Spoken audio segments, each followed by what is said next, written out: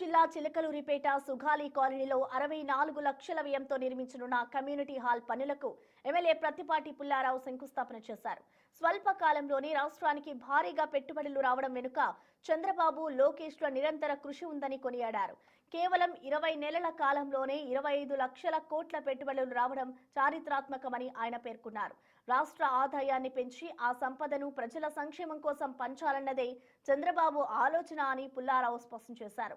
పారిశ్రామికవేత్తలకు చంద్రబాబుపై ఉన్న నమ్మకమే ఏపీని పెట్టుబడుల ఆకర్షణలో దేశంలోనే అగ్రస్థానంలో నిలుపుతోందని అభిప్రాయపడ్డారు. ఈ పెట్టుబడుల ద్వారా వచ్చే ఆదాయంతో రాష్ట్రం సర్వతోముఖాభివృద్ధి చెందడమే కాకుండా ప్రజలకు మరింత లబ్ధి చేకూరుతుందని ఎమ్మెల్యే ధీమా వ్యక్తం చేశారు.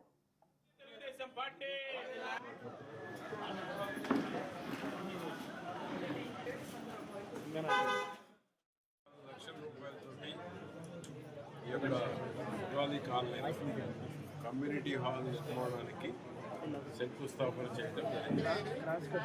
ఎందుకంటే చిలకలూరిపేటలో సుగాలీలు ఎక్కువగా ఉండేటువంటి ప్రాంతం.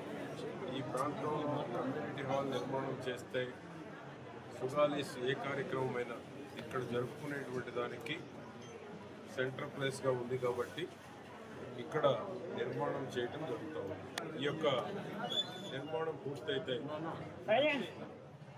అవసరాలన్నిటికీ కూడా దీన్ని సద్వినియోగం చేసుకునేటువంటి అవకాశం, తక్కువ ఖర్చుతోటి తక్కువ రేటుతోటి కమ్యూనిటీ హాలు